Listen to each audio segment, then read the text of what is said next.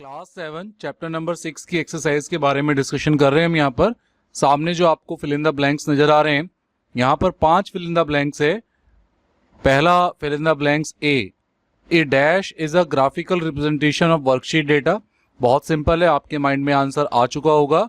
तो a chart is a graphical representation, तो chart fill किया जाएगा पहले फिल इन द ब्लैंक्स में।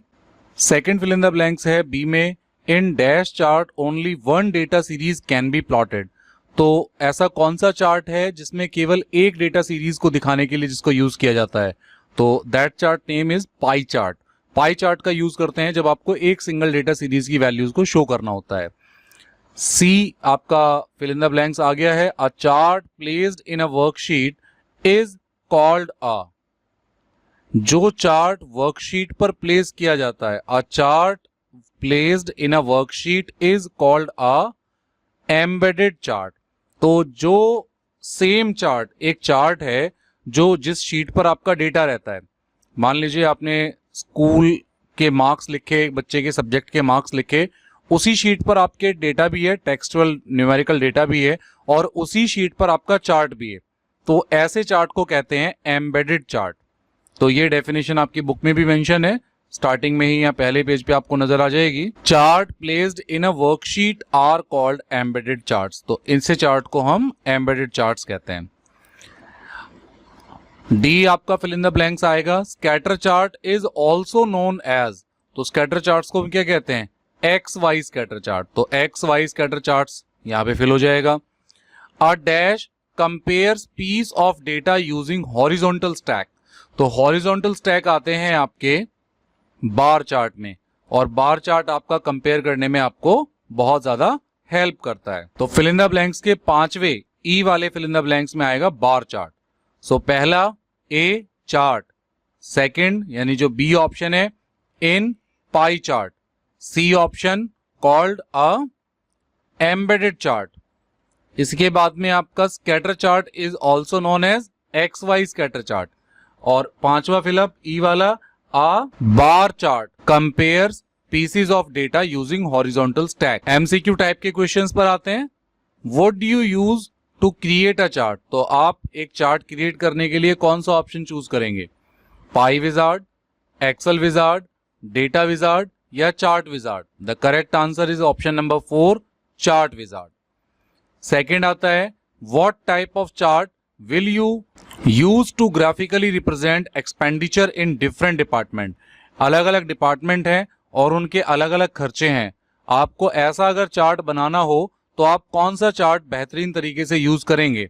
तो column chart, line chart, pie chart या x Y chart?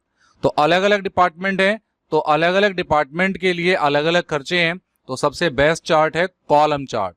The option 1 is the correct answer for question number B. Question number C, What type of chart is good for a single series of data? तो single series of data के लिए option number 3 pie chart. जब भी single series data पे काम करना हो तो पाई चार्ट बेस्ट ऑप्शन है। What type of chart will you use to compare performance of sales of two product? दो अलग अलग प्रोडक्ट हैं और उनको कंपेयर करना है, तो आप कौन सा चार्ट यूज करेंगे?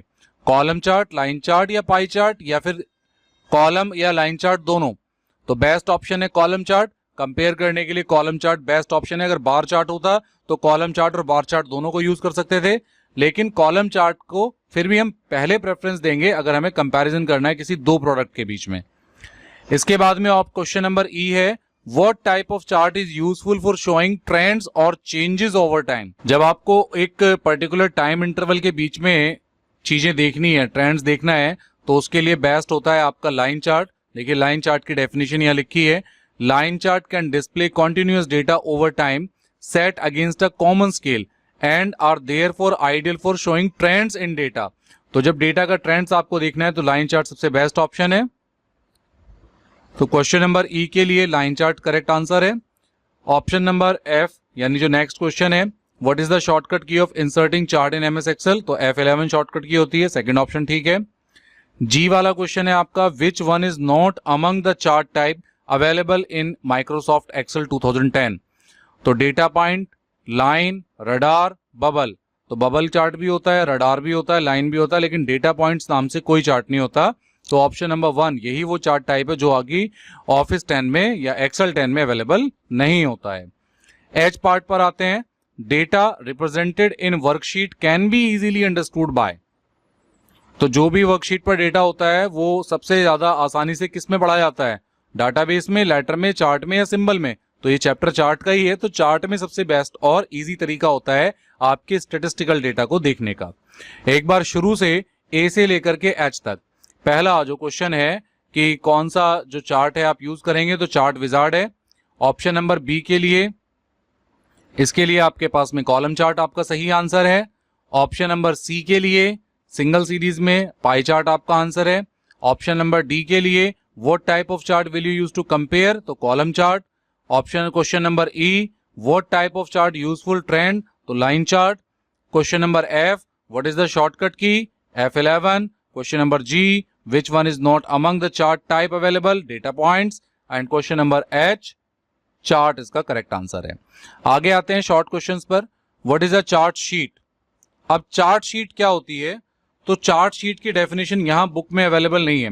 बुक में एक्चुअल में एम्बेडेड चार्ट्स के बारे में डेफिनेशन दी है, तो अभी जो डेफिनेशन मैं बोल रहा हूं वो आप ध्यान से सुनेंगे और लिख भी लेंगे। An Excel chart sheet is a worksheet tab that only contains the Excel chart. देखिए दो शीट होती हैं, एक एम्बेडेड चार्ट है और एक चार्ट शीट है। एम्बेडेड चार्ट किसे कहते हैं, जिस शीट पर आपका डेटा भी होता है और चार्ट भी होता है, वो होता है हमारा एम्बेडेड चार्ट। लेकिन जब हमारा चार्ट किसी अलग शीट पर होता है और डेटा किसी अलग शीट पर होता है, तो जिस शीट पर हमारा चार्ट होगा उस शीट को चार्ट शीट कहते हैं। तो इसकी डेफिनेशन जो है what is a chart sheet, दोबारा सुन लीजिए ध्यान से। An Excel chart sheet is a worksheet tab that only contains the Excel chart. जिसमें केवल एक्सेल चार्ट कंटेन्स होता है वही हमारी चार्ट शीट होती है। तो ये डेफिनेशन आप लिख लेंगे। क्वेश्चन नंबर बी आता है write the names of all chart type available in Excel. तो अभी आप अगर एक्सेल खोलेंगे तो उसमें आपको बहुत सारे चार्ट टाइप मिलेंगे, लेकिन फिर भी आप चाहें तो की पॉइंट्स में से ये थर्ड पॉइंट लिख सकते हैं।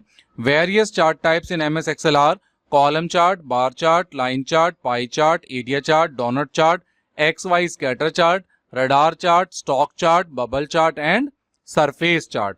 तो ये सारे चार्ट्स के नाम लगभग यहाँ पर आ गए हैं। तो ये वाला जो थर्ड की पॉइंट है इसको आप क्वेश्चन नंबर सेकंड के लिए, क्वेश्चन नंबर बी के लिए यूज करेंगे। What is a chart in spreadsheet. Spreadsheet में चार्ट की क्या डेफिनेशन है, तो यहां शुरुआत में लिखा है चार्ट्स या फिर graph are the pictorial representation of worksheet data. Charts present worksheet data in a graphical और pictorial form which is easier to read and understand. Charts help you evaluate your worksheet data and analyze them conveniently that otherwise may be very difficult to spot in the worksheet. तो worksheet तक यानी chart से लेकर के worksheet तक ये 3 लाइनें आप लिखेंगे तो इसमें आपकी चार्ट की डेफिनेशन कंप्लीट हो जाएगी। उसके बाद है question number D, what is the difference between bar chart and column chart. तो यहां पर बार चार्ट के बारे में पैराग्राफ दिया हुआ है ये, और उसके बाद ऊपर कॉलम चार्ट है। तो आप बार चार्ट और कॉलम चार्ट दोनों की डेफिनेशन लिख देंगे तो आपका डिफरेंस क्लियर हो जाएगा यहां पर। ऐसे ही नेक्स्ट क्वेश्चन है differentiate between area chart and line chart. अब एरिया चार्ट और लाइन चार्ट में डिफरेंशिएट करना है, तो ये एरिया चार्ट की डेफिनेशन है और उसके ठीक ऊपर लाइन चार्ट की डेफिनेशन है। तो इन दोनों की डेफिनेशन आप नोट करेंगे तो यहां पर चार्ट का डिफरेंसेस आपको पता चल जाएगा एरिया और लाइन चार्ट में। ऐसे ही है what is a bubble chart. Bubble chart किस लिए यूज होता है, तो ये बबल चार्ट की डेफिनेशन है data that is arranged in column on a worksheet so that X values are listed. तो एक्स एक्सिस और वाई एक्सिस पर जो भी कंटेंट होगा उसके अकॉर्डिंग बबल चार्ट काम करता है। तो बबल चार्ट की डेफिनेशन आप यहां से नोट डाउन कर देंगे तो ये आपका आंसर बबल चार्ट के लिए डेफिनेशन कंप्लीट हो जाएगी। उसके बाद question number G, what is a pie chart in Excel, what type of information does it present. तो पाई चार्ट की डेफिनेशन आप यहां लिख देंगे, ये आपकी पाई चार्ट की डेफिनेशन है। और इस डेफिनेशन के साथ में आप ये वाला जो ड्राइंग है जिसपे ये मार्क्स लिखे हुए हैं इसको भी आप अपनी फेयर कॉपी पर ड्रॉ करेंगे ताकि इसकी एक लुक आएगी और अच्छा लगेगा। ये क्वेश्चन अब आप अपनी फेयर कॉपी पर करेंगे और पाई चार्ट को कलरफुल तरीके से आप बनाएंगे। तो यहां पर आपकी चैप्टर नंबर 6 की कंप्लीट एक्सरसाइज सॉल्व हो गई है। फिर भी आपके कोई डाउट रह गए हो तो आप हमें कमेंट सेक्शन में पूछ सकते हैं। एक आपके लिए प्रैक्टिकल एक्सरसाइज यहाँ दी है लैब एक्टिविटी करने के लिए, तो आप इसे अपने कंप्यूटर सिस्टम पर, अपने लैपटॉप पर जरूर कीजिए। Draw a column chart in MS Excel for the data you entered in the lab activity of previous chapter. तो आप कोई भी डेटा ले सकते हैं, अपने खुद के मार्क्स ले सकते हैं और उसको आप कॉलम चार्ट में कन्वर्ट करके जरूर देखिएगा। इस एक्सरसाइज की वीडियो से पहले आपको चैप्टर नंबर 6 की प्रैक्टिकल वीडियो भी देखने के लिए मिली होगी, तो उस वीडियो में भी हमने बताया कि कॉलम चार्ट कैसे क्रिएट होता है, तो आप अपना कंटेंट डाल करके कॉलम चार्ट इजीली क्रिएट कर सकते हैं।